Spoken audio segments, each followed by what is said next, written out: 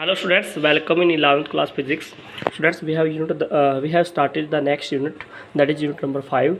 Our name of the unit is centro mass and rotational mechanics. So students, in previous video we discussed about the centro mass for two particle system. So as you know students, centro mass for two particle system expression we have find, but before that one point keep in mind, what is centro mass. So as I told you students, the centro mass क्या है? It is a point where entire mass of the system act, that is called centro mass. और students previous video में हमने centro mass for two particle system के बारे में बात की. तो centro mass for two particle system के बारे में अगर देखा जाए तो क्या आया था बेटा, वो m1r1 plus m2r2 divide by m1 plus m2. This is the centres mass for two particle system. अगर centro mass for n particle system, मान लीजिए कोई भी सिस्टम टू पार्टिकल से ना बनकर n पार्टिकल से बना है, तो उसके लिए सेंट्रो मास क्या आएगा, m1r1 plus m2r2 plus m3r3. ऐसे करते करते n पार्टिकल की बात करें तो mn/rn और डिवाइड बाई बेटा n पार्टिकल्स हैं तो m1 plus m2 plus m3 plus m4, ऐसे कहाँ तक जाएगा बेटा, mn तक जाएगा. ठीक है, तो this is the centres mass for n particle system. अगर आपके पास कोई बॉडी n पार्टिकल से मिलकर बनी है तो this is centre of mass for n particle system के लिए एक्सप्रेशन आपका ये लिखा हुआ है, और टू पार्टिकल सिस्टम के लिए एक्सप्रेशन बेटा आपका ये रहा. और सेंट्रो मास मैंने बता दिया आपको कि एक ऐसा पॉइंट होता है बॉडी के अंदर जहाँ पे हम मान के चलते हैं कि एंटायर मास एक्ट करता है. तो बेटा हम अपनी इजीनेस के लिए ये कर रहे हैं मैथमेटिकल, मतलब ये यू कैन से दैट कि हमारी इजीनेस के लिए हमने ये पॉइंट कंसीडर किया है. तो it is not necessary that total mass of the system actually present at the centres mass. कोई जरूरी नहीं है कि सेंट्रो मास पे टोटल मास एक्ट करे. ठीक है, हमने अपनी इजीनेस के लिए यहाँ पे इसको कंसीडर करके चल रहे हैं बेटा. और बात करते हैं कि जो centro mass for two particle system है उसके जो केसेज हैं उसके बारे में बात करेंगे. तो वन बाय वन डिस्कशन करके चलते हैं बेटा. तो ये देखिए, सबसे पहले देखिए जो ये रिजल्ट आया आपका m1r1 plus m2r2 divide by m1 plus m2, जो ये आपका ये रिजल्ट आया है इसके बारे में बात करते हैं कि जो ये डिस्कशन है, it shows that concept of centre of mass motion of total mass of the system is describe under the effect of external force only. बेटा जो ये जो एक्सप्रेशन है, अगर याद रखो आप, हमने जो ड्राइव किया है इसमें हमने इंटरनल फोर्सेस को नेगलेक्ट कर दिया है, बट एक्सटर्नल फोर्सेस को हमने कंसिडर किया है. तो इंटरनल फोर्सेस तो कैंसिल आउट हो जाती हैं, बट एक्सटर्नल फोर्स के बारे में हमने यहाँ पे डिस्कस किया है. तो ये जो मोशन है ये it is describe under the effect of external force only and the internal forces between the particles forming the system can not out in pairs. बेटा तो इंटरनल फोर्सेज है जो between the particles forming the system cancel out in pairs, वो तो बता दिया बेटा मैंने कि जो इंटरनल फोर्सेज थी वो कैंसिल कर जाती है पेयर के अंदर. जैसे अगर आपको याद हो इस एक्सप्रेशन में मैंने बताया था आपका F12 is equal to minus F21, इनको मैंने कैंसिल आउट कर दिया था. ठीक है, तो फोर्सेज आर इक्वल अपोजिट थी ना, तो उसको कैंसिल आउट कर दिया था मैंने बेटा. अब बात करते हैं बेटा कि जो इक्वेशन है, this equation describe the motion of the total mass. Total mass कितना बेटा सिस्टम का, m1 प्लस में m2 suppose to be considerated at a single point called the centre of the mass of the system. तो we conclude that motion of the system can be studied either by applying Newton second law of motion to individual particle of the system और by applying Newton second law of motion to total mass located at the centre of mass. तो वही मैंने आपको बता दिया था बेटा कि जो न्यूटन के लॉ हैं वो वैलिड रहेंगे, चाहे आप इंडिविजुअल मास कंसीडर करके चलो या फिर सिस्टम का टोटल मास कंसीडर करके चलो, दोनों पे न्यूटन के लॉ क्या रहेंगे बेटा, वैलिड रहेंगे. तो इंडिविजुअल मास क्या था पार्टिकल का, m1, सेकंड पार्टिकल का m2, बट सेंटर ऑफ मास की बात करें जो उसका मास क्या था बेटा, m1 प्लस m2. बट जो सेंटर ऑफ मास है उसके ऊपर भी बेटा क्या लगेगा, न्यूटन सेकंड लॉ लगेगा. इंडिविजुअल मास पे भी क्या लगेगा बेटा, न्यूटन सेकंड लॉ एप्लीकेबल है. ओके, अब बात करते हैं बेटा, मान लेते हैं कि जो सेंट्रो मास आपका सेंटर पे है. मान लीजिए कहने का मतलब क्या है कि जैसे हमने बात की थी सेंट्रो मास में, यहाँ पे एक पार्टिकल यहाँ पे था A और B, this is position vector r1 r2.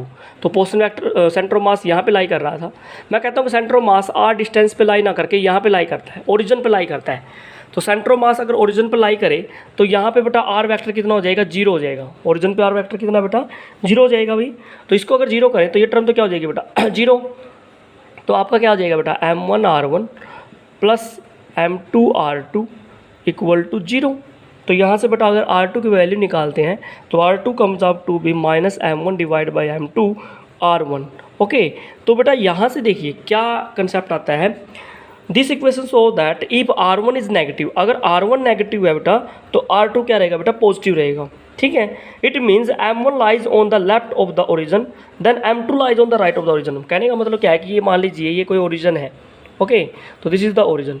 तो अगर M1 लेफ्ट में है तो M2 किस में लाई करेगा बेटा, राइट में लाई करेगा ओरिजन की। तो ये बात आपने नोट करनी है, ठीक है। और लास्ट पॉइंट क्या है बेटा, इसका मतलब ये हुआ कि जो सेंटर ऑफ मास है बेटा वो कहाँ लाई करता है, it lie on the line joining the M1 and M2, okay.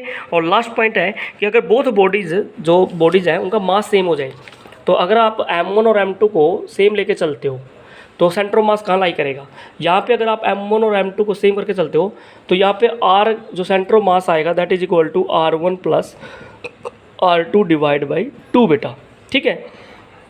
तो आप क्या कहोगे कि जो पोर्शन वेक्टर है सेंटर ऑफ मास का टू पार्टिकल सिस्टम के लिए, it is the average of the portion vector of the two particle.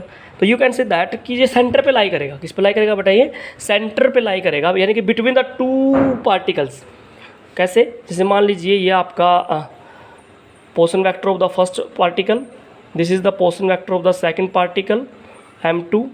तो जो सेंटर ऑफ मास है बिल्कुल ये जो लाइन ज्वाइनिंग है ना उसके सेंटर पे लाई, बिल्कुल मिड लाइन पे सेंटर ऑफ मास एक्ट करता है, ठीक है। एवरेज है ना, R1 और R2 का एवरेज ले लिया तो बीच मिड में लाई करता है सेंटर ऑफ मास, ठीक है बेटा।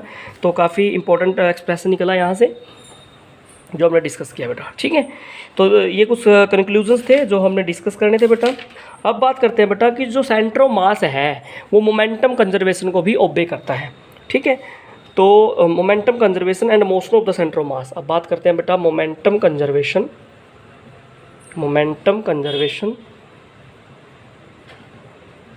एंड सेंटर ऑफ मास, ठीक है। तो बेटा मान के चलते हैं कि आपका कोई सिस्टम है एन पार्टिकल सिस्टम, क्या है बेटा, n particle 1 2 3 4 5 so on, n particle से मिलके बना हुआ है, एन पार्टिकल सिस्टम है।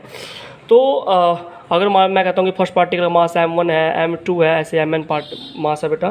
फर्स्ट पार्टिकल की वेलोसिटी V1 है, दूसरे की V2 है, इस तरह Vn है बेटा। तो अगर बात करें तो न्यूटन सेकंड लॉ की बात करें तो F is equal to summation running from 1 to n। मैं इसको ऐसे लिख सकता हूँ MI/VI, ठीक है। ये हमने मोमेंटम के बारे में बात की है कि एन पार्टिकल का मोमेंटम का सम किया है। अगर मैं इसको खोलता हूँ बेटा क्या आता है, अगर मैं इसको खोलता हूँ F vector is equal to, okay, तो ये d/dt और साथ में आता है क्योंकि सेकंड लॉ ये कहता है ना rate of change of momentum. तो d/dt में अगर कॉमन लो तो ऊपर वाले एक्सप्रेशन को कैसे खोलोगे आप बेटा, आई रनिंग, पहले आई की वैल्यू 1 पुट करते हैं यहाँ पे, तो 1 पुट करेंगे तो क्या आएगा बेटा M1V1। समेशन का मतलब बेटा सम लोग ऐड कर देना है। आई की वैल्यू 2 पुट करें तो M2V2, फिर M3, ऐसे करते हो बेटा MnVn। तो ये था बेटा ऊपर वाले एक्सप्रेशन को ऐसे आप ओपन करते हो। तो बेटा अब बात करते हैं कि अगर एक्सटर्नल फोर्स जीरो हो जाए, एक्सटर्नल फोर्स बॉडी पर अगर जीरो हो जाए तो बेटा क्या आएगा, तो जो ये एक्सप्रेशन आपका d/dt एफ को जीरो पुट कर दो ऊपर वाले एक्सप्रेशन में तो क्या आ जाएगा M1V1 प्लस M2V2, ऐसे करते हो बेटा MnVn, किसके इक्वेट कर देंगे बेटा, जीरो के इक्वल इक्वेट कर दीजिए, ठीक है। किसी भी टर्म का डेरिवेटिव अगर जीरो हो जाए, किसी भी टर्म का अगर डेरिवेटिव जीरो कर दे इसका मतलब वो टर्म बेटा कांस्टेंट रहेगी।